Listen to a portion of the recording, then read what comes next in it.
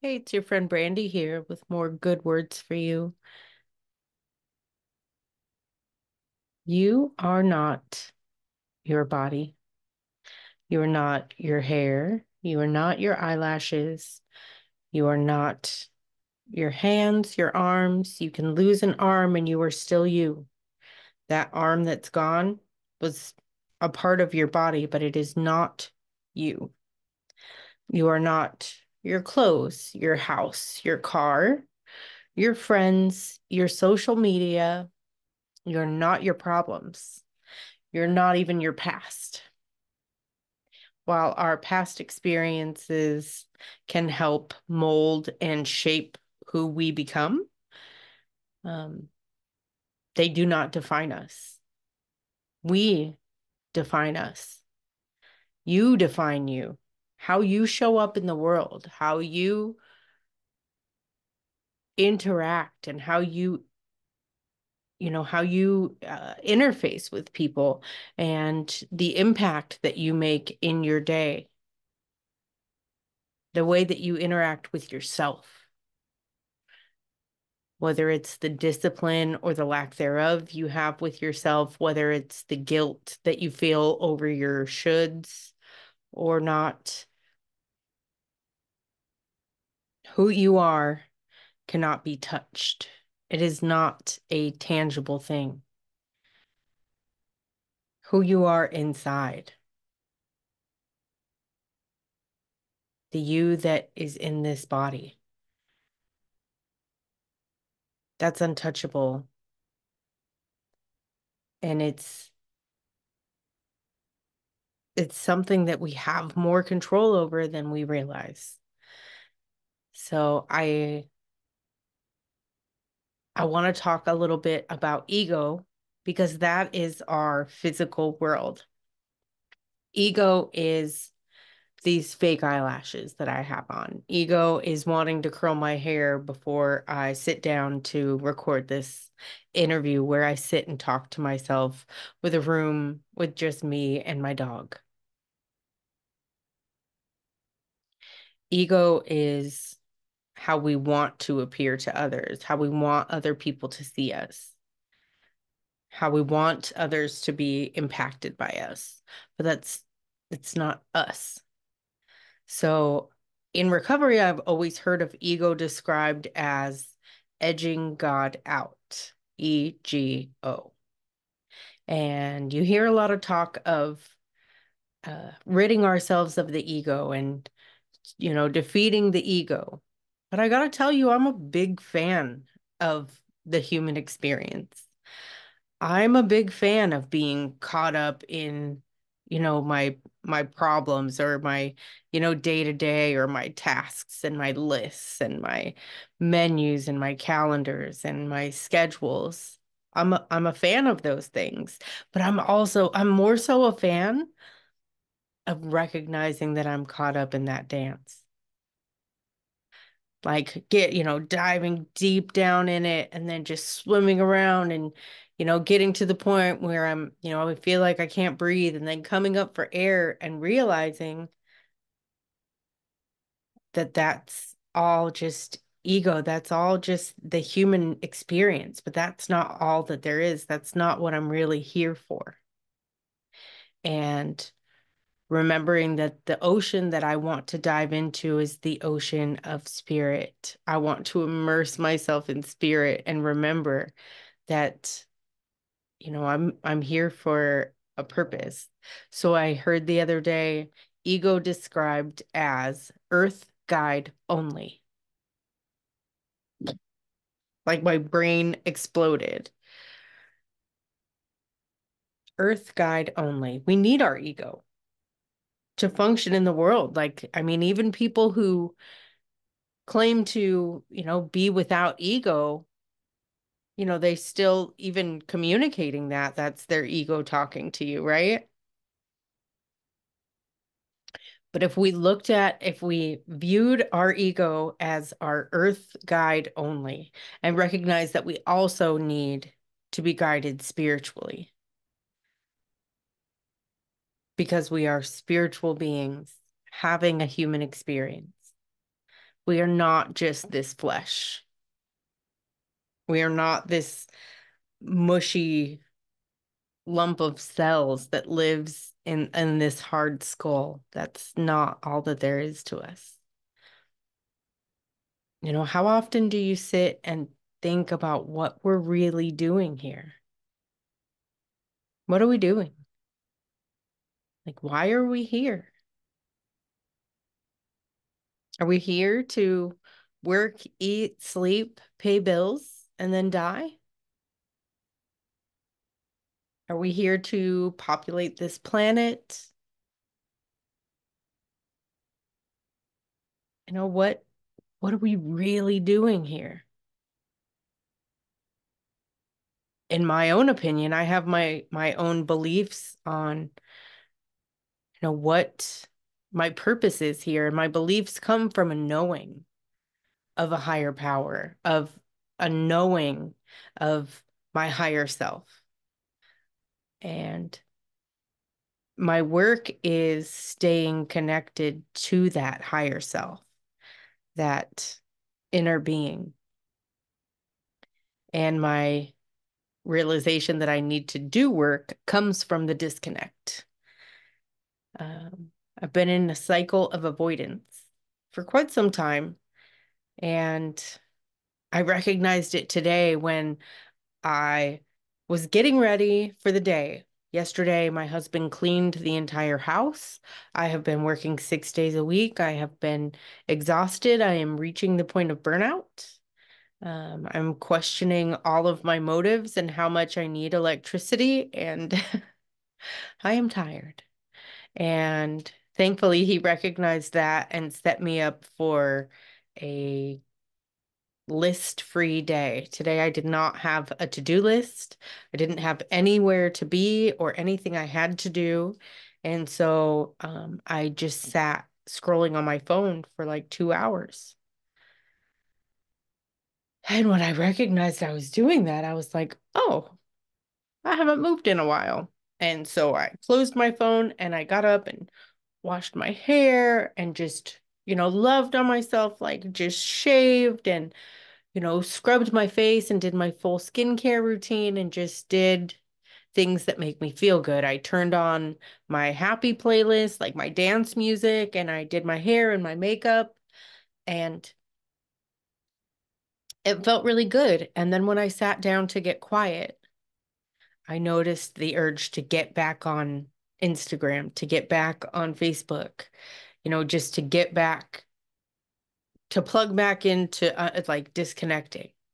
And I instantly like felt the urge to delete my apps. Like I felt like recognizing this behavior, I give myself a lot of breaks.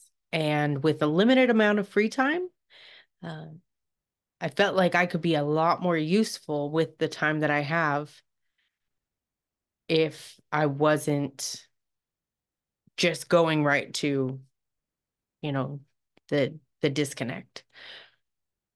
So the question is, what are you avoiding?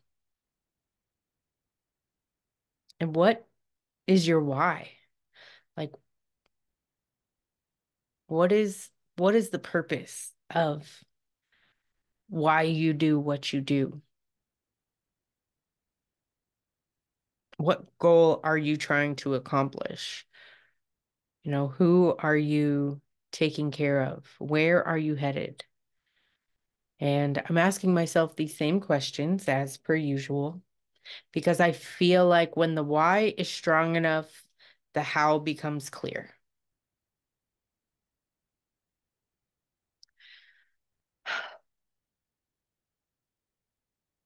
So why? Why am I disconnecting? Why am I avoiding? What am I avoiding? I feel like there's a lot of underfeeling that goes on.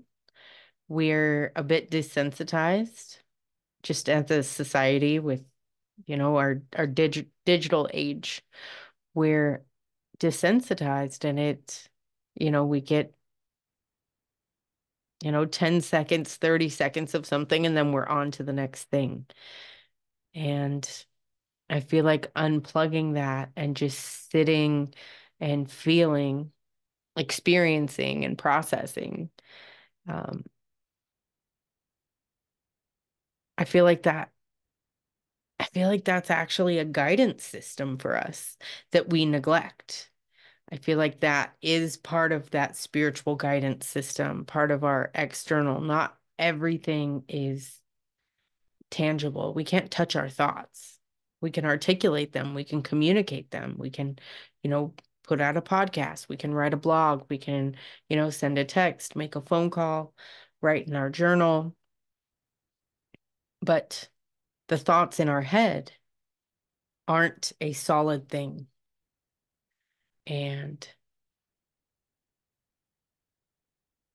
I just, I want you to just take a moment, kind of process everything that I've just said, and think for yourself. Like, what am I working on? And what is my why? Why am I working on it? Like, what is my bigger goal? Where am I going? Ultimately, what do I want for the short term, for the long term? For us, it's become very apparent that, we want to become parents. And so I really, because we're facing a pretty uphill climb to accomplish that goal. So I do have to be very crystal clear on my why. I've got to know why I want what I want so that then when it gets hard, I know why I'm grinding. I know why I'm digging because, you know, everything catches up. I don't know how many months I've been on 6 days a week, three different jobs, but it's hitting me. And I had to sit down today and I had to write out the numbers and write out that why. And I also had to sit down and sit quiet with myself and figure out the why. Why am I doing what I'm doing? What am I working on? Where am I going? And I feel like I realized what I'm doing, like the things that I'm doing that are unnecessary, as well as the things that I'm doing that I absolutely need to be doing to get where I want to go. Um,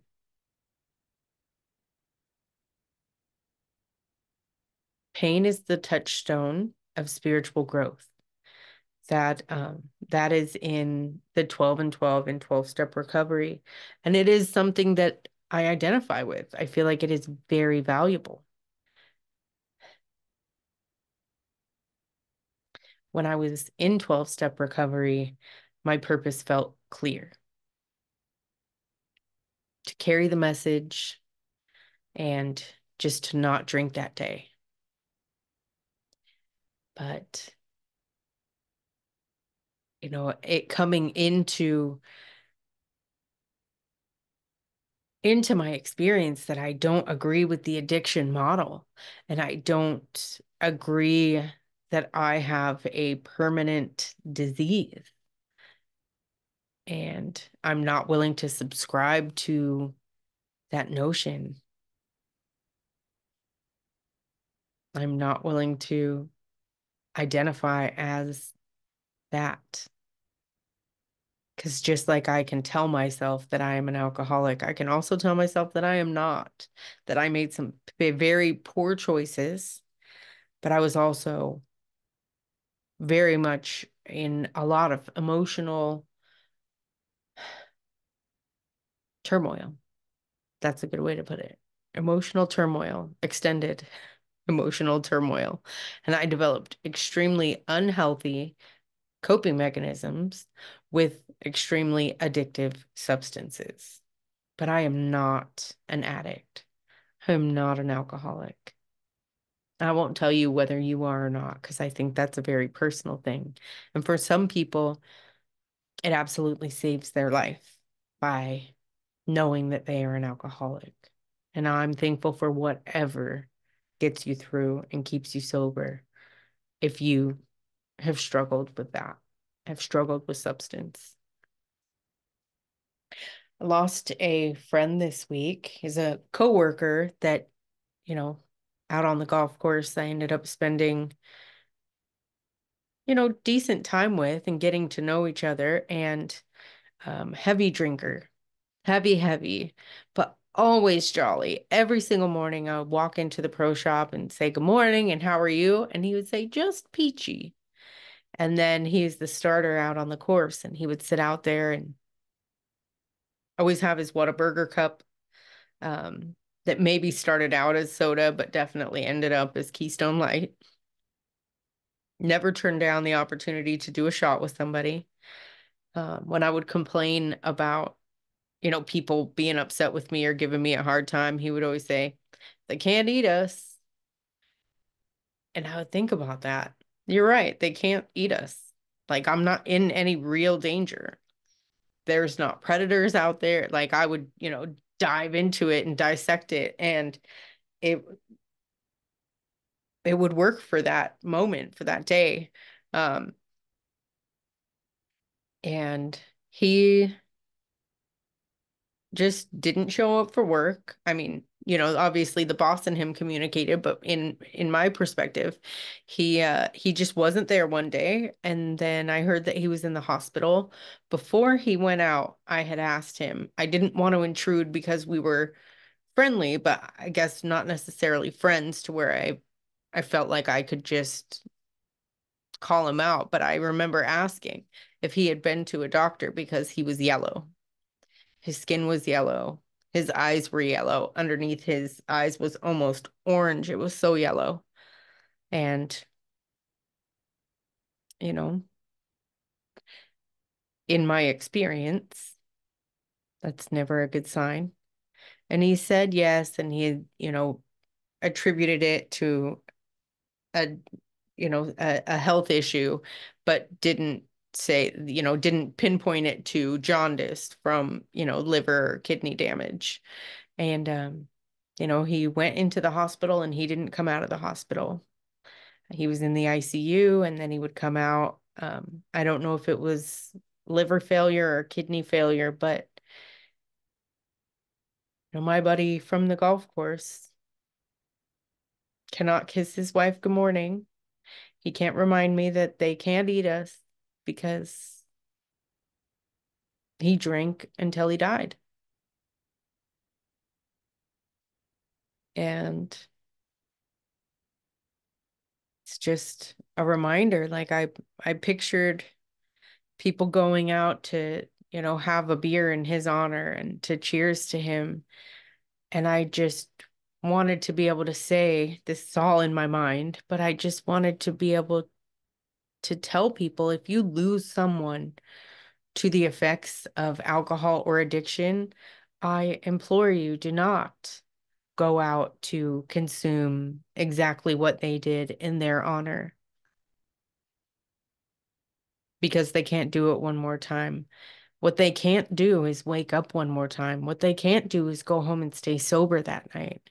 So if you're in a position to where you can, I would urge you just for one day to stay sober for them and to hug your kids for them and to tell your parents that you love them, and, just to be grateful for all the things around you, because those are the things that they can't do more so than they can't have one more drink.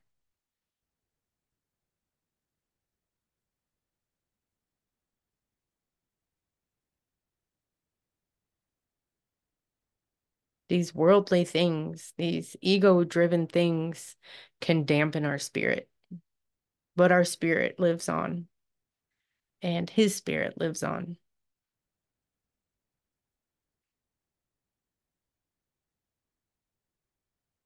The next time you're confronted with the burdens or the trials or struggles or obstacles of daily life, just remember that's the ego driven. That is of this world. I mean, do what you got to do to get where you want to go. But just remember that we're doing something bigger here. We're growing and developing spiritually. The part of us that lives on, that doesn't die, that continues to grow. So, what makes you actually you can't die and will continue to grow through each of your experiences. So, don't try to kill your ego because that's your earth guide. But remember to just ask yourself why. Why are you here? I put out new episodes every Wednesday. So if you want to hear more good words, tune in next week.